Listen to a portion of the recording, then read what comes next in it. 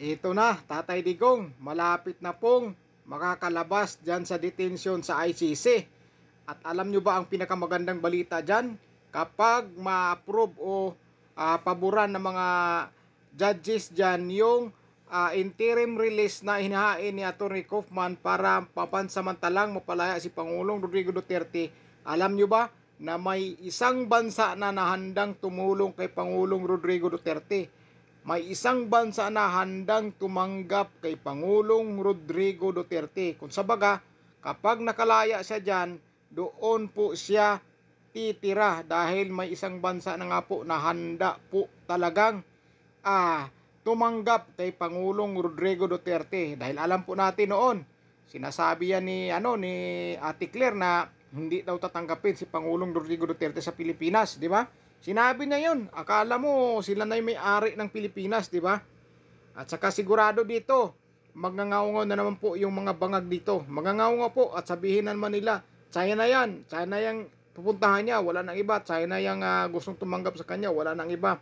Sigurado, yan po ang sasabihin ng mga dyan, ng mga ngagba dyan. Sigurado po yan. Yung mga ngaungaw ng puro kayo China, puro kayo China. Pero tingnan nyo yung mga palibot ng bahay nyo, yung mga gamit nyo, baka galing China yan.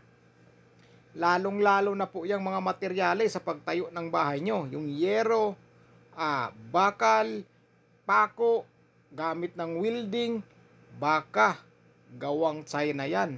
Kaya huwag kayo masyado magsalita tungkol sa China. Dahil marami din po tayong pakinabang sa kanila ng mga produkto. Di ba? Dapat kaibigan lang. Dapat makipagkaibigan lang. Sigurado marami pong sabihin dyan.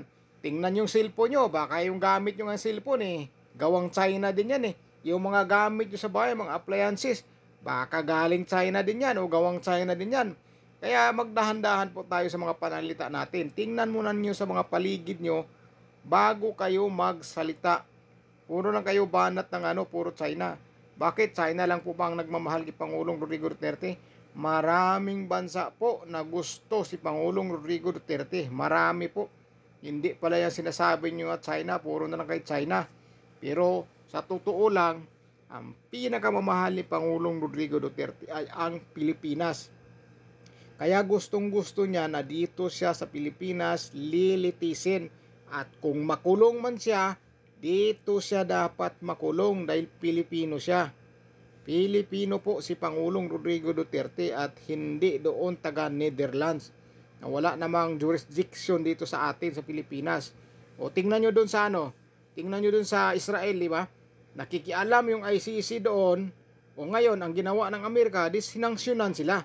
Kaya lagi sila sinasanksyonan ng Amerika, masyado silang pakialamero. Kahit hindi nila membro, pinapakialaman nila. Kaya ayan, sinangsyunan ng Amerika. Di ba? Gaya sa Pilipinas, hindi na tayo kasali sa kanila pero nakikialam pa rin po sila. Wala namang problema kay Pangulong Rodrigo Duterte kung kakasuhan siya, ikukulong sa dito, basta sa Pilipinas. Pero yung iba dyan, dinala talaga sa malayo. Sila yung sila yung sunod-sunuran sa ICC. Sila yung kampon ng mga ICC. Hindi yung China ang ng kakampo ng mga Pilipino, kundi yung ICC. Dahil sila na masyadong nakikialam. Nakikialam na po sila. At saka sa yung impeachment ni VP Sara Duterte, sigurado po mga kababayan, huwag kayong mag-alala. Dalawa lang po ang babagsakan po niyan. Mababasura o hindi matutuloy. Kung matutuloy man po ay mananalo po si VP Sara Duterte. Mananalo po. Hindi po nila matatalo si VP Sara Duterte. At maghanda po sila pagdating sa 2028 presidential election dahil sigurado tatakbo po yan si VP Sara Duterte bilang Pangulo o susunod na Pangulo.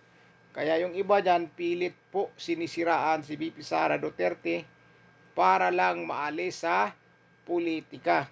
At sana mga kababayan, talagang tuluyan na pong makakalaya si Pangulong Rodrigo Duterte at mapagbigyan yung mga kahilingan nila dyan sa ICC. At huwag po tayong mag-alala, Dahil mayroong tutulong po kay Pangulong Rodrigo Duterte na isang bansa na handang tumanggap sa kanya. Handa po talagang tumanggap sa kanya. Pero may duda na ako dyan kung anong bansa po na handang tumanggap sa kanya. Marami din po tayong mga kababayan doon. Mga kababayang Muslim na nandoon. May haka-haka na ko kung anong bansa yan. Kung anong bansa o anong pangalan ng bansa na handang tumulong at tumanggap kay Pangulong Rodrigo Duterte kapag makakalaya siya diyan sa ICC. Kaya sigurado kapag nakakalaya to si Pangulong Rodrigo Duterte, ang dami na naman magngangaw sa social media na isang grupo dyan. Isang grupo dyan, alam na po natin kung sino yung mga yan na gustong gusto talaga pabagsakin ang mga Duterte. Pero hanggang ngaw-ngaw na lang po yan sila. Dahil ang sabi nga ni Senador Robin Padilla, puro kayo yabang, wala naman sa gawa, di ba? Puro salita, wala naman sa gawa. Hindi kagaya ng mga Duterte, gawa agad, di ba? Gawa agad, wala na puro salita pa. Gawa agad, aksyon agad, di ba? Kaya abang-abangan na po natin mga kababayan. At sana tuluyan na pong makakalaya si Tatay Digong. Dahil isipin nyo, matanda na po yan, 80 years old, hirap na nga maglakad. Kailangan pong alalayan kapag naglalakad. Tapos yung iba dyan, walang awa na gusto talaga nila na mabulok si Pangulong Rodrigo Duterte doon sa ICC, sa detention. Grabe.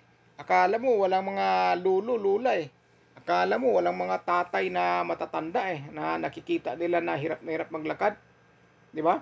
Pilipino yan. Ano po bang ibig sabihin ng kalayaan? Kalayaan ng Pilipinas. Di ba mga kababayan?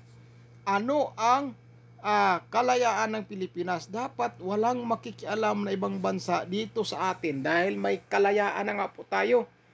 Kaya parang yung ibang Pilipino gusto talagang ipakulong si Pangulong Rodrigo Duterte sa ibang bansa. Parang binabastos po nila, iniinsulto po nila ang ating mga bayani. Dahil ang ating mga bayani noon ipinaglaban, ibinuhis ang buhay para sa Pilipinas at sa mga mamamayang Pilipino na hindi tayo masasakop sa mga dayuhan o taga-ibang bansa. Tapos ngayon, may kalayaan na tayo, anong ginawa nila? Sila pa mismo naghatid sa ating dating Pangulo na napakagandang nagawa sa Pilipinas doon sa dahig ICC. Anong tawag ninyo dyan? Anong tawag ninyo sa ginawa nila? Di ba? Yung mga talagang mga bayani natin na binuhis ang buhay, nagpapakamatay para sa bayan. Kaya nagkaroon tayo ng kalayaan. Pero ano ang ginawa nila? Tinraidor nila ang ating mga bayani na nagbuhis ng buhay para sa ating mga Pilipino na magkaroon ng kalayaan at hindi na po basta-basta sasakupin ng mga anumang dayuhan. Pero sila, dali lang nila hinatid si Pangulong Rodrigo Duterte sa ICC. Sandali lang nila hinatid. O sino ngayon ang nagpapasakop? Di ba?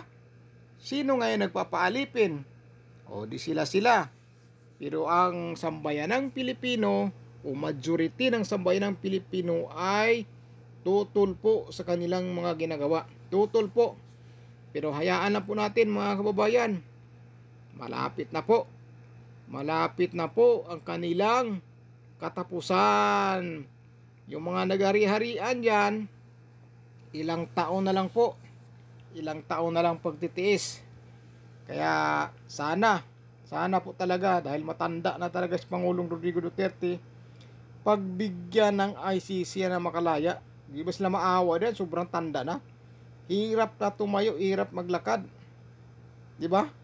Daw matumba na nga pag humakbang eh. Di pa sila maawa dyan.